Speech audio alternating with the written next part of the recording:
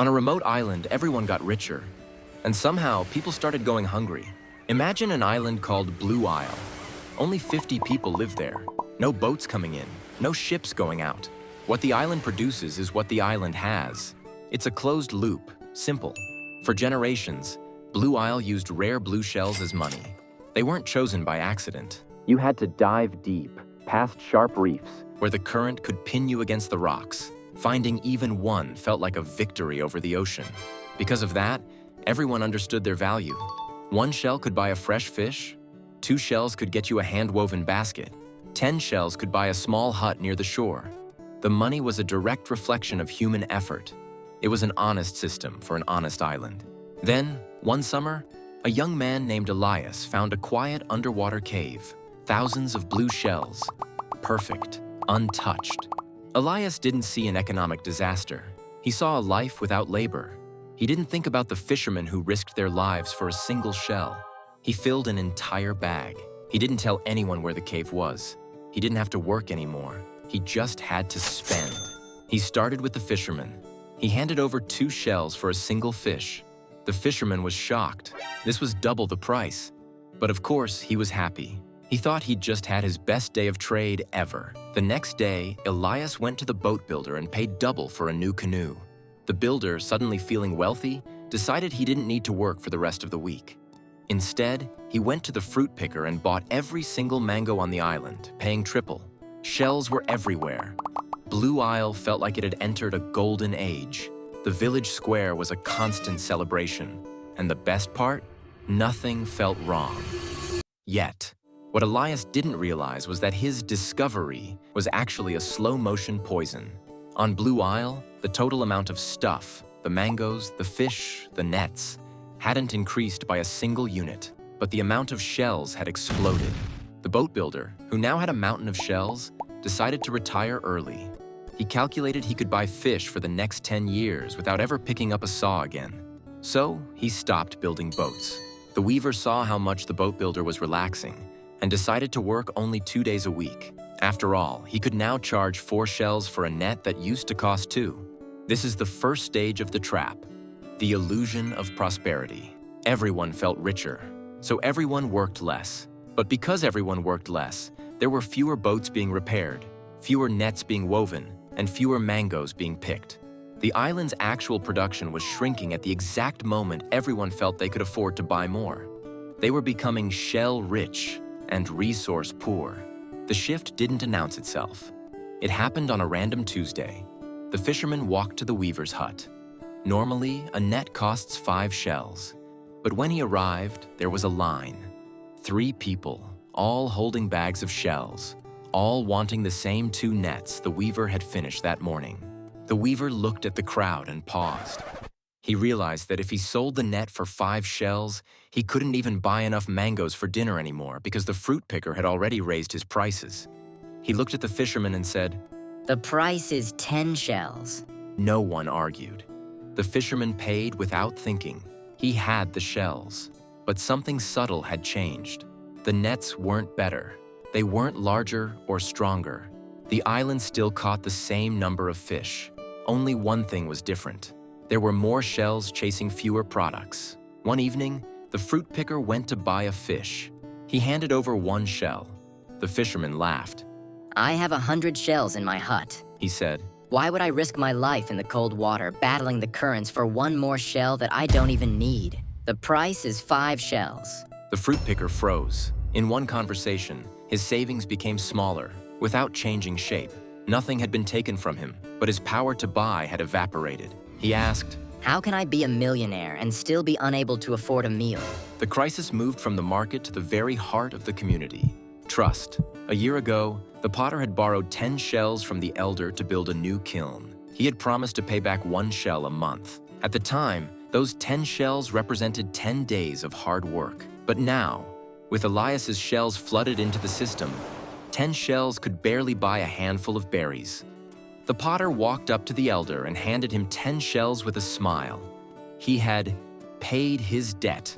The elder looked at the shells in his palm with tears in his eyes. He had lent the potter the value of a small hut, and he was being paid back with the value of a single snack. The borrower had won. but the lender had been destroyed. The elder's retirement, his safety net, was gone. Suddenly, no one on Blue Isle wanted to lend anything. If you lent a shell today, it would buy less tomorrow.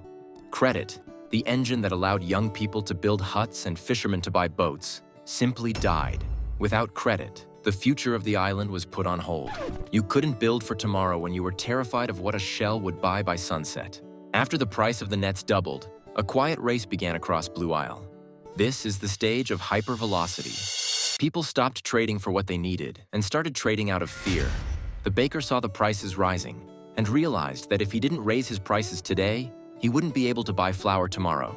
So a loaf of bread went from 1 shell to 4 shells in a single afternoon. He wasn't trying to get rich. He was just trying to survive the next price hike. The hoarding started next. Since shells were losing value every hour, the only smart thing to do was to buy everything immediately. People started buying nets they didn't need and mangoes they couldn't eat, just to get rid of their shells before they became worthless. This created a fake shortage. The shelves weren't empty because there was no food. They were empty because everyone was panic buying. The village doctor, who used to be a respected figure, found himself bartering for a single fish.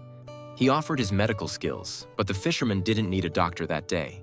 He needed bread. The specialization of the island was breaking. A young child watched her mother counting shells at home. Why does it take more shells for the same bread? She whispered. No answer came. Her mother was too busy chasing goods and trying to pay more today before the price went up again tomorrow. The logic of the island had flipped. Saving was now a mistake, and reckless spending was the only way to survive. And what of Elias? The man who started it all was now the richest man on the island and the most miserable. He sat in his large hut, surrounded by bags of shells that no one wanted. He tried to buy a basket, but the weaver refused his money. I have enough shells. The weaver told him. I need someone to help me repair my roof, and you haven't worked a day in months. Elias realized that his infinite wealth had made him a pariah. He had broken the invisible link between effort and reward. He watched as his neighbors grew thin, while he sat on a mountain of useless calcium. The cave wasn't a treasure chest, it was a tomb. By the end of the second month, the blue shells had become a burden. To buy a fish, you needed a bag so heavy you could barely carry it. It took longer to count the money than it did to catch the fish. People started reverting to trading, but it was inefficient. The weaver wanted fish, but the fisherman didn't need a new net. This double coincidence of wants turned simple survival into a mathematical puzzle. No one trusted the value of anything. The island's economy began to fragment into tiny, isolated groups. The division of labor, which had made Blue Isle prosperous for centuries, was collapsing. People who used to be specialized weavers or potters were now spending all their time trying to find food or protect what little they had. Efficiency vanished. The island was returning to the Stone Age, despite being richer than ever. 6 months later, shopping looked different. To buy a single mango, you needed a bucket of shells. People walked hunched over, sacks cutting into their shoulders, not because they were carrying wealth, but because they were carrying the weight of a broken system. The hardest hit were the ones who believed in the system the longest. The elderly, the savers, the honest workers who didn't rush to spend. They watched their life's work vanish into the air. The golden age had ended in a ghost town where everyone was a millionaire, but no one was fed. Why work for shells that would be worth half as much by the time you got back to shore? The incentive to produce had died. The very idea of tomorrow had been destroyed by the explosion of today. In the end, the community gathered at the village square. There was no anger left, only exhaustion. They realized that by making money easy to find, they had made life impossible to sustain. They looked at Elias, who finally stepped forward and led them to the cave. In a long, silent line, they gathered every blue shell on the island, and they threw them into the deepest part of the ocean. They watched the wealth sink into the dark water until the last glint of blue disappeared. The island switched to marked volcanic stones, heavy, limited, and impossible to find in a cave. Prices didn't reset overnight. The trust had been burnt to the ground. It had to be rebuilt. Slowly, one fish at a time. The islanders learned the hard way that you cannot eat money. Real wealth isn't what you can buy. It's what remains when the money becomes worthless. Thank you so much for watching. If you want to support this channel, consider subscribing.